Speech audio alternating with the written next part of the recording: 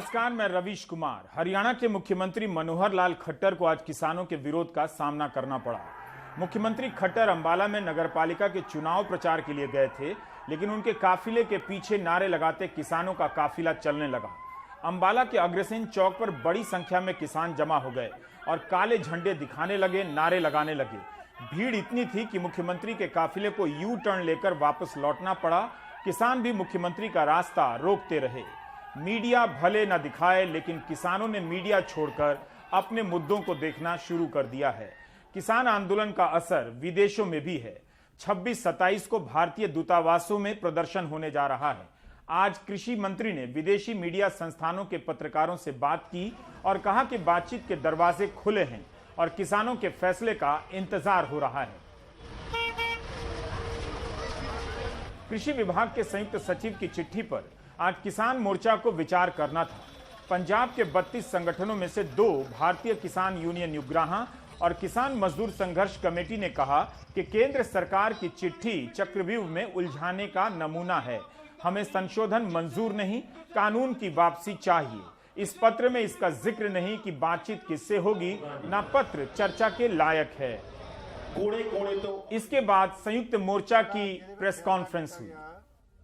आज की मीटिंग में जो सरकार ने लेटर भेजी है उसके बारे में चर्चा होनी थी। उसके लिए हमने एक कमेटी बना दी है और वो कमेटी जो है संयुक्त किसान मोर्चा की कल मीटिंग होगी। उसमें वो कमेटी बैठकर पूरा तय करेंगे। उसका जो लेटर जो आई है उसका जो हमको लिखकर उत्तर भेजना है वो भेजेंगे। उसमें कल पहले चर्चा होगी, उसके बाद उसका जो रूपरेखा तैयार की जाएगी। तो अभी क्या मत, अभी तक की मीटिंग में क्या हुआ? क्या सरकार से बातचीत आप लोग आगे बढ़ाएंगे या फिर नहीं बढ़ाएंगे? देखिए, बातचीत तो हम अकेले फैसला नहीं लेते। पहले पंजाब वाले बैठते हैं, फिर संयुक्त किसान मोर्चा की मीटिंग होती है। ये तय हो चुका है कि अकेले फैसला कोई नहीं लेगा, ना पंजाब लेगा ना हरियाणा लेगा। जो फैसला होगा संयुक्त किसान मोर्चा में होगा, तो वही फैसला लागू होगा। किसान स्पष्ट हैं कि कानून को वापस लेना होगा। आंदोलन का दायरा हर दिन बड़ा होता जा रहा है।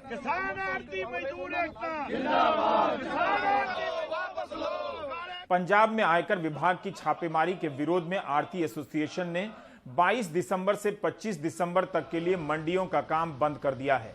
आढ़तियों का कहना है कि किसान आंदोलन का समर्थन करने के कारण यह छापेमारी हो रही है।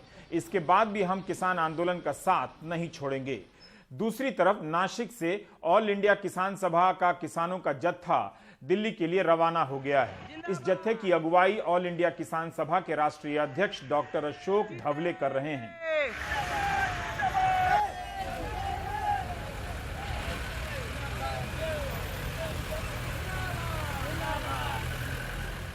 कई सौ गाड़ियों में सवार किसान पूरी तैयारी के साथ दिल्ली की तरफ निकल पड़े हैं।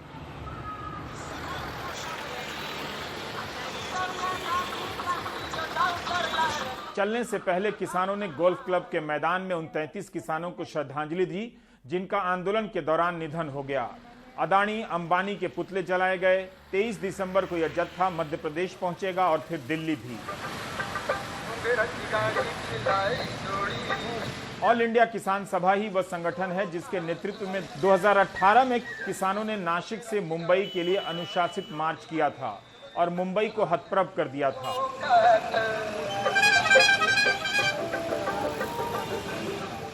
महाराष्ट्र से किसान एक तरफ दिल्ली के लिए निकले हैं तो कुछ किसानों का जत्था मुंबई पहुंच गया है। बांद्रा कुर्ला कॉम्प्लेक्स बीकेसी के पास एक पार्क में किसान जमा हो गए और नाच गाकर कृषि कानूनों का विरोध करने लगे।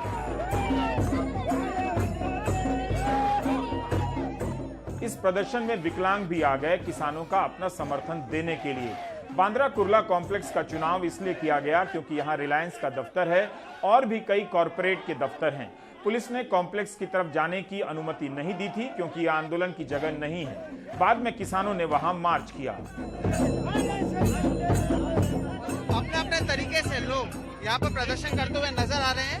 ढोल ताशों का इस्तेमाल किया जा रहा है। साथ ही साथ जो लोग हैं वो भी यहाँ पर जो है वो नाचते हुए आपको नजर आएंगे और जो है वो कृषि कानून का विरोध करते हुए नजर आएंगे।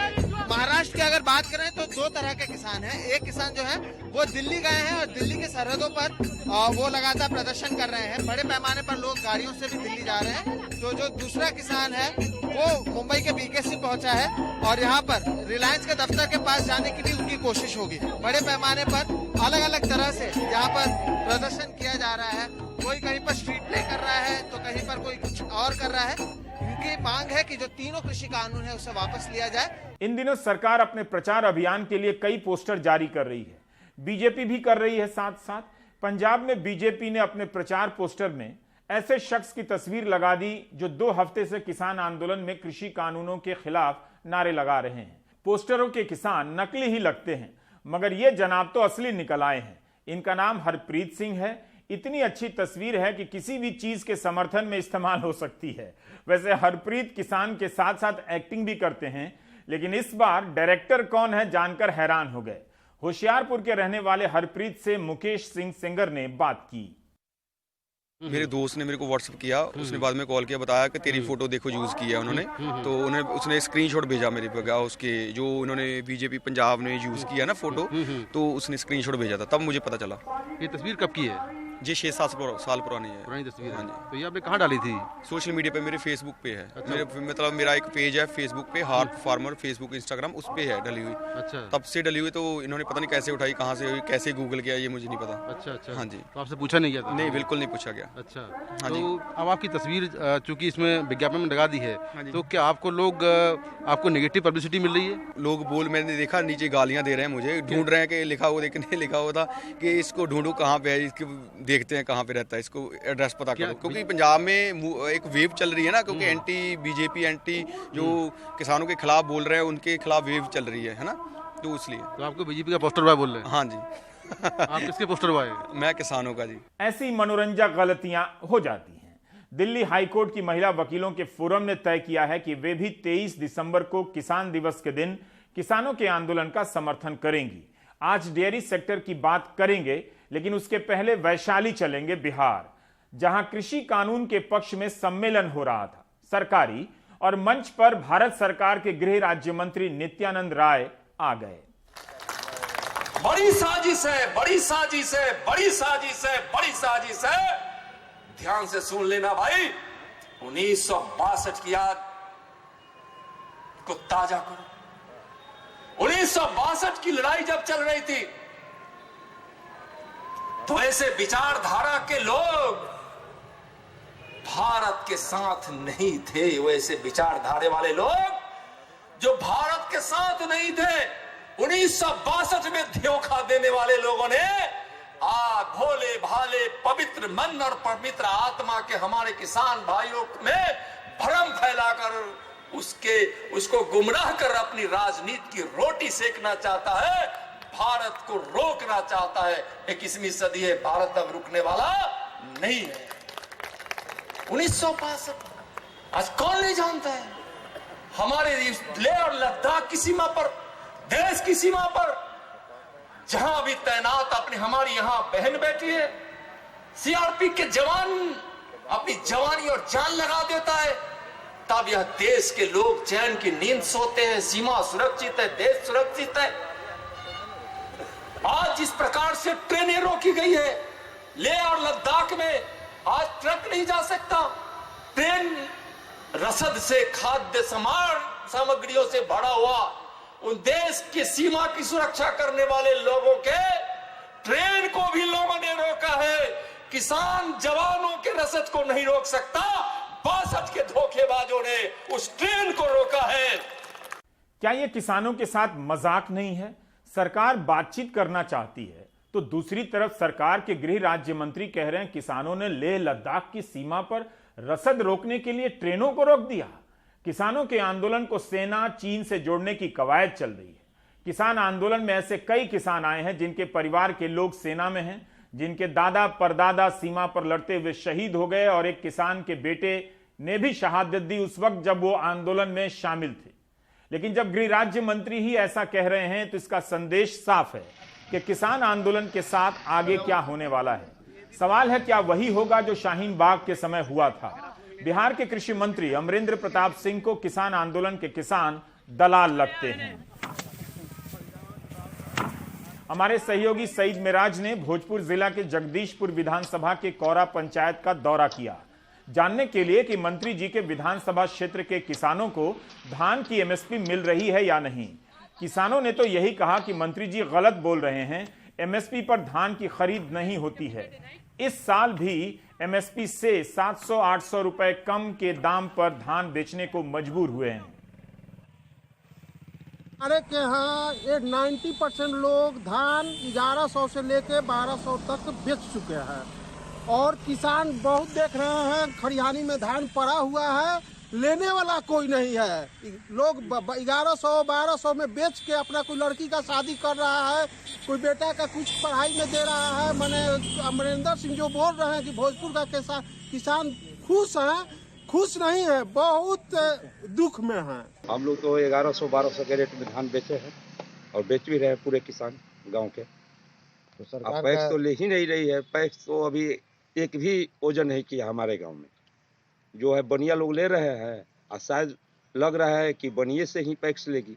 अब आते हैं हमारे आज के सवाल पर कि क्या डेयरी उद्योग का उदाहरण इन तीनों कृषि कानूनों के बचाव के लिए दिया जा सकता है जो प्रधानमंत्री और सरकार के कई मंत्री दे रहे हैं। साथियों, हमारे देश में डेयरी उद्योग का योगदान कृषि अर्थव्यवस्था के कुल मूल्य में 25% से भी ज्यादा है। ये योगदान करीब करीब 8 लाख करोड़ रुपए होता है। दूध उत्पादन का कुल मूल्य अनाज और दाल के कुल मूल्य से भी ज्यादा होता है। इस व्यवस्था में पशुपालकों को आजादी मिली हुई है।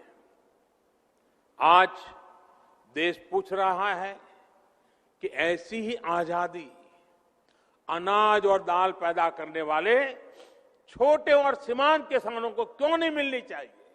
पहले तो यही अपने आप में मिथक है कि एमएसपी का लाभ बड़े किसानों को मिलता है, छोटे किसानों को नहीं। रितिका खेड़ा, प्रांकुर गुप्ता और सुधा नारायण ने अपने एक रिसर्च से बताया है कि एमएसपी पाने वाले 99% धान के किसान छोटे और सीमांत हैं। एमएसपी पाने वाले 97% गेहूं के किसान छोटे और सीमांत किसान हैं। यही वो किसान हैं जो खुले बाजार में दूध का उत्पादन करते हैं और बेचते हैं अनाज के अलावा। क्या इन किसानों को 8 लाख करोड़ के डेयरी सेक्टर से लाभ हो रहा है या कंपनियों को लाभ हो रहा है? फ्लैशबैक में एक कहानी सुनाता हूं।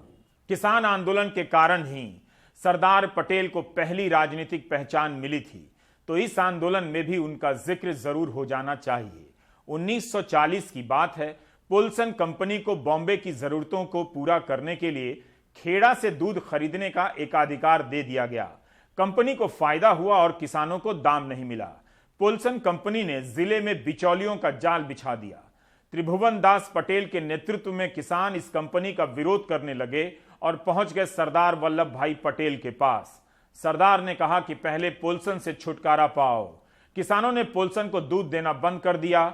सरदार पटेल के समर्थन से 1942 में किसानों ने अपनी कोऑपरेटिव बना ली।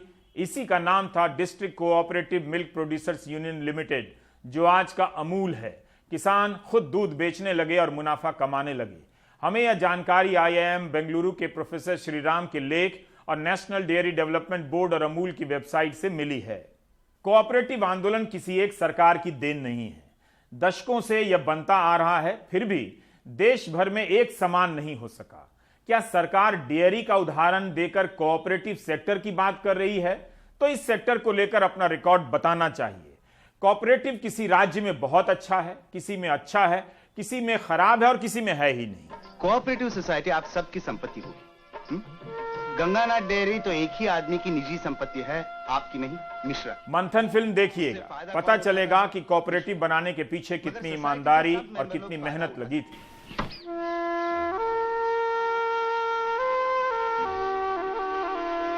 $1976 की श्याम बेनेगल की इस फिल्म के लिए गुजरात के 5 लाख किसानों ने 2-2 रुपए दिए थे।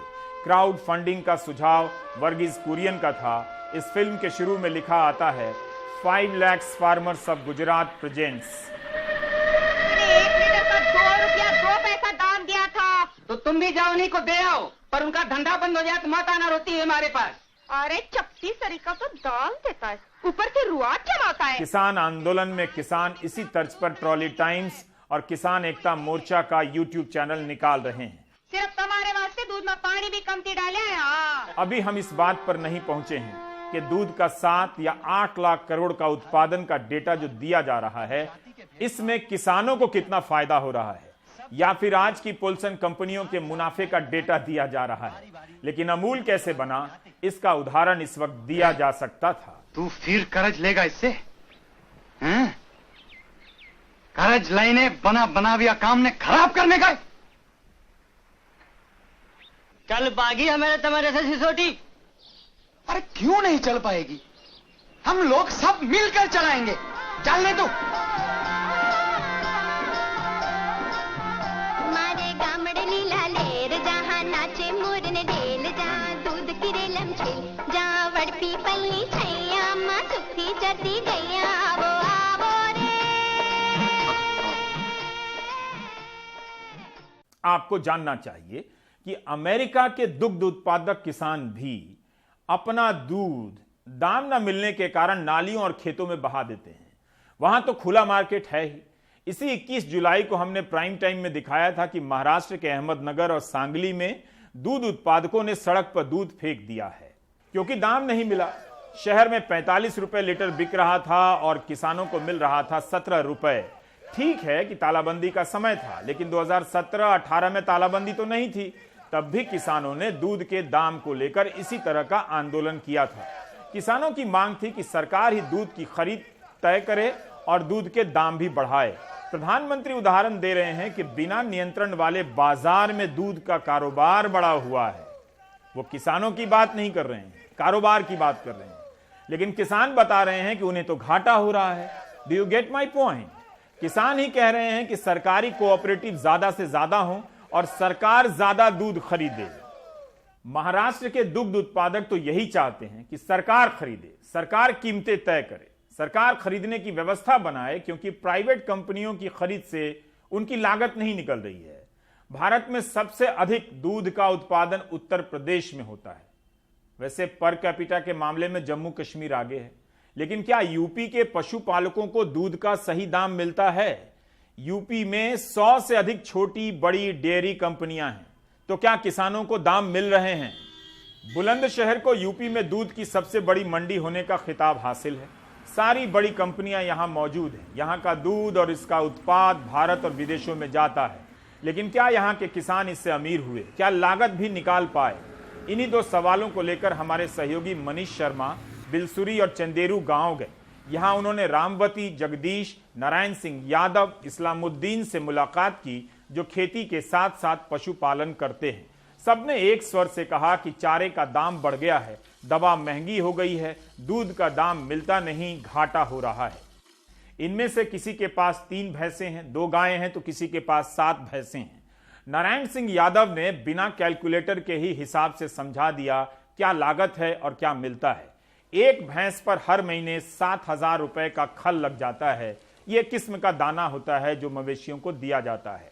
3 भैंसों पर 21,000 रुपए का खल, चुन्नी चोकर 1,000 रुपए हर महीने का लग जाता है, और इसी का आप 3,000 रुपए और जोड़ लें। 4 महीने 45 किलो सरसों का तेल खिलाना होता है। 1 किलो तेल का दाम 90 से 100 रुपया है। नारायण सिंह की इतनी ही लागत 24,000 से अधिक हो जाती है। इसमें दवा और बाकी रखरखाव का खर्च अभी नहीं जोड़ा गया है। रोज वो अपनी 7 गाय और भैंसों के जरिए 20 लीटर दूध बेच पाते हैं। हर महीने 21,000 रुपए का 3,000 रुपए का घाटा होता है, लागत नहीं निकल पाती है। अगर भैंस पालने में देखा जाए ना, अमूमन एक आदमी की मजदूरी में अगर देखी जाए तो कम से कम 1 लाख रुपए साल का नुकसान है किसान को। यानी कि 1 लाख रुपया लगा करके हाँ। 1 लाख रुपया का नुकसान। एक बच्चा बेकार हो गया, एक बच्चा उन भैंसों में बेकार हो गया, उसका जीवन सारा बेकार हो गया 1 साल के लिए। अब 1 साल का उसका मजदूरी लगा लो, क्या होगी? केवल एक बच्चे का, जबकि घर में 4 बच्चे हैं, चारों उसी काम करते हैं और कोई काम ही नहीं। खर्चा ऐसा आ जाए एक दिन का 5 किलो, हल्के से हल्का है 5 किलो का। जो हम ये चारा ले जाते हैं, चारा ला के 5 किलो का जब खर्चा आता, अन्य इसमें कम से कम चाहिए 2 धड़ी, 5-6 ढोरों को 2 धड़ी चाहिए रात। अब खेत तो में से आप मेहनत तो कर रहे हो। हाँ, मेहनत कर रहे हैं। मजदूरी को उस दूध में काउंट नहीं करते हो क्या? दूध में जो है काउंटर करेंगे नहीं, तो जब भी तो बता रहा हूँ कुछ नहीं बच रहा है। ध्यान रहे कि भैंसें मुफ्त में नहीं आती हैं, ना दूसरे के खेत से चलकर आ जाती हैं। भैंसों की कीमत भी 70,000 से लेकर लाख रुपए है, उससे ज्यादा भी। सेना से रिटायर होने के बाद हवलदार लाल मोहम्मद ने पशुपालन शुरू किया। 3 बेटों के साथ दिन रात इसी में लगे रहते हैं, लेकिन दाम नहीं मिलता, लागत नहीं निकलती। दूध के जैसे हमारी ये सरकारी डेयरी लगी हुई हैं और वो डायरेक्ट किसानों से दूध खरीदें, बिचौलिए नहीं हों बीच में। जैसे दूध दिए हैं, एडवांस दे दी, एक भैंस वाले को दे दिए 20,000 रुपये, जो गरीब आदमी लेगा कहाँ से लाएगा भैंस। अब वो दूध खरीद रहा है 30 रुपये किलो, 32 रुपये किलो, किसान तो मरना। अगर इसी चीज़ को गवर्नमेंट हमारी को ध्यान देवे किसानों के लिए और दूध को खुद खरीदें, जैसे सरकारी संस्थाएं हैं हमारी वो घाटे में चली गई, क्यों? प्राइवेट फैक्टर में आ गए, वो घाटे में चली गई संस्था हमारी, वो बंद हो गई। अब ये प्राइवेट वाले जो है मजे मार रहे हैं। लाल मोहम्मद की बात पर यकीन ना हो तो अमित त्यागी की सुन लेते हैं। अमित भी मंडोला के रहने वाले हैं, जो बिल्कुल दिल्ली से सटा एक गांव है। 10 भैंसें पाल रखी है अमित ने। एक भैंस की कीमत 1 लाख बताते हैं। रोज 50 से 60 लीटर दूध बेचते हैं। एक भैंस साल में 1500 से 1600 लीटर दूध देती है। इस हिसाब से 67 से 72,000 रुपया ही दूध से निकलता है। अमित ने कहा कि चूंकि वे खेती करते हैं तो भैंस के लिए चारा नहीं खरीदना पड़ता है, कुछ लागत बच जाती है। खेती के कारण ही भैंस पाल पाते हैं, लेकिन इसके बाद भी लागत नहीं निकलती है। अमित हो या इस्लामुद्दीन हो या नारायण सिंह यादव हो, सबके पास अपने बिजनेस का हिसाब मुंह जबानी तैयार है। बचत नहीं है जी, इसमें कोई सुविधा ही ना, लागत इतनी बढ़ रही है। अगवा जो है अपने कोई हिला रोजगार है ना, इसमें लगे रहे हैं सब। देखो परिवार सारे लग रहा। सरकारी खरीद का कोई केंद्र है यहाँ तो कभी नहीं जी। अभी आप देख लो कितने हिस्से लेके वैसी तो सब लोग तो फिर टीपन वो लेके आ रहे हैं डब्बा और उसमें लेके जा रहे हैं दूध। उसमें ही तो क्या रेट, किस रेट बिक रहा है सब फुटकर में? ये 40-42 के आसपास बिक रहा दूध। डेयरी उद्योग की सफलता और असफलता पर अलग से बातें हो सकती हैं, लेकिन क्या इसका उदाहरण देकर कृषि कानूनों का पक्ष लिया जा सकता है? सुशील महापात्रा ने इस बारे में IIM बेंगलुरु के प्रोफेसर श्रीराम से बात की। इसलिए नहीं जोड़ सकते हैं क्योंकि दूध उत्पादन का वो जो ढांचा है मार्केटिंग का, वो बिल्कुल ही अलग है। और वो जो ढांचा है और अब काम कर रहा है सफलता से, उसको बनाने में 25 साल लग गए। आप देखिए, ऑपरेशन फ्लड 1970 में चालू हुआ था और 96 में उसको वो प्रोग्राम खत्म हुआ। तो 25-26 साल का वो इन्वेस्टमेंट है उस मार्केटिंग सिस्टम में वो करने में। अब जो APMC का मंडी के बारे में हम बात करते हैं, तो इसका इक्विवेलेंट कोऑपरेटिव व्यवस्था है। वो व्यवस्था वो तैयार करने में 25 साल लग गए। वो अगर तैयार हो गए तो उसका पैरेलल हम ड्रॉ कर सकते हैं। वो एक पॉइंट है। दूसरा एक बहुत ही दिलचस्प बात यह है कि 1991 में जब पूरा देश में लिबरलाइजेशन हुआ तो उसमें से डायरी सेक्टर बाहर रखा गया था। वो डीलाइसेंस नहीं हुआ था। वहां पे एक milk and milk products order निकाले थे और वो लाइसेंसिंग में था। तो आज जो हम खुले बाजार के बाद दूध का एग्जाम्पल लेके कर रहे हैं, दूध कभी खुले बाजार में नहीं था काफी दिन तक। दूसरा ये है कि कृषि को हम जब लेते हैं तो उसमें 3-4 सब सेक्टर्स हैं। सीरियल्स अलग है, कोर्स ग्रेन्स अलग है, हॉर्टिकल्चर अलग है, फिशरीज अलग है, डायरिंग अलग है और लाइवस्टॉक अलग है। सबके लिए अलग अलग सोल्यूशंस चाहिए, एक ही सोल्यूशन पे पूरा नहीं हो सकता। इसीलिए मैं सोचता हूं कि अभी जो कानून का प्रबंधन जो किया है और उसको मिल्क से कंपेयर करना वो ठीक नहीं। लोकल और ग्लोबल का लिंक भिड़ाना पड़ता है। अमेरिका का एक और उदाहरण देता हूं। वहां की एक न्यूज वेबसाइट है NBC। इस पर फिल मैकॉसलैंड का लंबा सा एक लेख है, 2 साल पुराना है। फिल लिखते हैं कि कैसे वॉलमार्ट जैसी बड़ी कंपनियों के बाजार में आ जाने से लोकल डेयरी मार्केट खत्म हो गए। एक उदाहरण दिया है कि कैसे पहले वॉलमार्ट ने डीन फूड्स नाम की मिल्क प्रोसेसिंग फर्म से करार किया कि आपसे हम सप्लाई खरीदेंगे। फिर उस जगह से काफी दूर वॉलमार्ट ने अपना प्लांट बना लिया। डीन फूड्स कारोबार धीरे धीरे कम होने लगा। 300 साल पुराना एक फार्म वॉलमार्ट के आते ही बंद होने के कगार पर पहुंच गया। इस लेख में बताया गया है कि 2000 से लेकर सन 2018 के बीच 42,000 दूध किसानों ने पशुपालन छोड़ दिया। 1970 में अमेरिका में 6.5 लाख डेयरी फार्म थे। 2017 के अंत तक केवल 40,219 डेयरी फार्म रह गए। 6 लाख डेयरी फार्म लापता हो गए, जाहिर है बंद हो गए। यह आंकड़ा यूएस डिपार्टमेंट ऑफ एग्रीकल्चर का है, सरकारी। इनकी जगह पर बड़े फार्म की संख्या बढ़ गई है।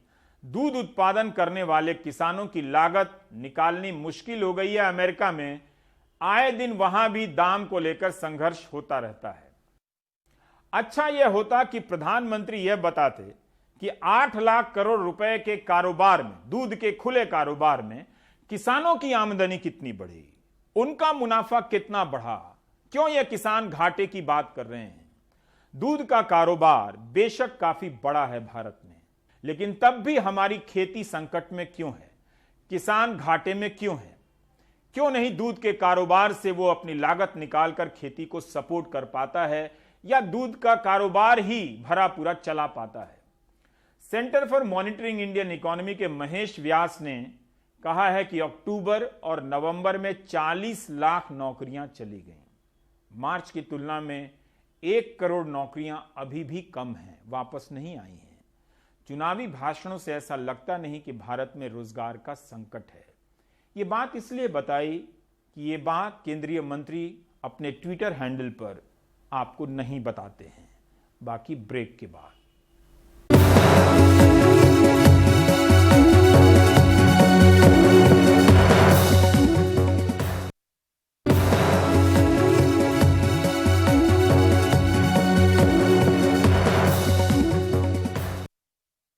जम्मू कश्मीर का विशेष दर्जा समाप्त होने और अलग केंद्र शासित प्रदेश बनने के बाद राज्य में जो पहला चुनाव हुआ वो जिला विकास परिषद यानी डीडीसी का हुआ। 25 दिन तक 8 चरणों में हुए इस मतदान के नतीजे आने शुरू हो गए हैं। अब तक वोटों की जो गिनती हुई है उसके मुताबिक फारूक अब्दुल्ला की अगुवाई वाला people's alliance for Gupkar declaration कुल मिलाकर आगे चल रहा है, काफी आगे। कश्मीर घाटी में यह गठबंधन अधिकतर सीटों पर आगे है, जबकि जम्मू में बीजेपी आगे है। डीडीसी की 280 सीटों के लिए वोटों की गिनती हो रही है। अंतिम नतीजे आने में समय लगेगा, क्योंकि इन चुनावों में ईवीएम की जगह बैलेट पेपर का इस्तेमाल किया गया है। अनुच्छेद 370 खत्म किए जाने के बाद जम्मू कश्मीर में हुए पहले चुनावों में गुपकार गठबंधन की बड़ी जीत। गठबंधन के नेता जो प्रचार के दौरान पूरी तरह गायब रहे, उनका दावा है कि ये नतीजे अनुच्छेद 370 खत्म किए जाने के खिलाफ जनता का फैसला है। इन नेताओं की दलील है कि नतीजों ने उनके रुख को सही साबित किया है और केंद्र सरकार को पिछले साल 5 अगस्त को लिए फैसलों को वापस लेना चाहिए। राज्य के 20 जिलों की 280 सीटों पर चुनाव हुए। गुपकार गठबंधन और कांग्रेस 13 जिला परिषदों में अधिकतर सीटों पर जीत रही हैं। उधर बीजेपी और उसके सहयोगियों को 6 जिलों में जीत मिली है। अपने तरफ से, अपनी पार्टी के तरफ से, इस अलायंस के तरफ से उन तमाम वोटरों का शुक्रिया करूंगा जिन्होंने हमें वोट दिया, बल्कि उनका भी शुक्रिया करूंगा जिन्होंने हमें वोट नहीं दिया लेकिन जिन्होंने इस सिलसिले में हिस्सा लिया। इन नतीजों के बावजूद गुपकार रोड पर कोई जश्न नहीं हुआ। राज्य के 3 पूर्व मुख्यमंत्रियों फारूक अब्दुल्ला, उमर अब्दुल्ला और महबूबा मुफ्ती के घर इसी रोड पर हैं। इनमें से किसी भी नेता ने अपने उम्मीदवारों के लिए चुनाव प्रचार नहीं किया। उनका आरोप है कि उनके उम्मीदवारों को सुरक्षा घेरे में सीमित कर प्रचार नहीं करने दिया गया। उधर सरकार ने इस आरोप का खंडन कर दिया। लेकिन जब 8 चरणों में हुए इन चुनावों के लिए वोट पड़ने शुरू हुए तो साफ हो गया कि बीजेपी के हाई वोल्टेज प्रचार पर विपक्षियों का शांत प्रचार हावी रहा। बीजेपी नेता अनुराग ठाकुर ने इसे लोकतंत्र की जीत बताया है। निष्पक्ष चुनाव हुआ है, डराने का प्रयास किया गया, धमकाने का प्रयास किया गया, लेकिन लोगों ने बढ़ चढ़कर भाग लिया। ये लोकतंत्र की जीत है। आज का वर्डिक्ट, आज का वोट बिल्कुल साफ है। हमने अलग मुद्दों पे इलेक्शन लड़ा नहीं, हमने तो सिर्फ कहा कि हम पीपल्स अलायंस हैं, हम 5 अगस्त 2019 की मुखालफत करते हैं और उसके बुनियाद पे हमें वोट मिले। इसका क्या मतलब निकाला जाए कि जम्मू कश्मीर की आवाम जो है वो 5 अगस्त 2019 को नहीं मानती। बीजेपी ने अपनी अधिकतर सीटें हिंदू बहुल जम्मू, कठुआ, सांबा और उधमपुर जिलों में जीती। कश्मीर घाटी में बीजेपी को सिर्फ 3 ही सीटें मिल पाईं। जिन हालात में ये इलेक्शन हुए, नतीजे किसी की हार जीत से ज्यादा काफी मायने रखते हैं। इसीलिए अपोजिशन का ये कहना है कि केंद्र सरकार को अब लोगों की आवाज़ सुननी चाहिए और उन्होंने अपना फैसला सुनाया है कि उन्हें 5 अगस्त 2019 का फैसला मंजूर नहीं है। कुल मिला के जम्मू कश्मीर में जो 20 ज़िले हैं उनमें 13 ज़िलों में गुपकार अलायंस और कांग्रेस की डिस्ट्रिक्ट काउंसिल्स बन सकती है, जबकि 5 ज़िलों में बीजेपी की काउंसिल्स बन सकती है और 2 ज़िलों में आज़ाद उम्मीदवारों का, इंडिपेंडेंट्स का की ज़्यादा तादाद है, इसलिए वो किसी भी साइड जा सकती हैं। श्रीनगर से नज़ीर मसूदी, NDTV इंडिया के लिए।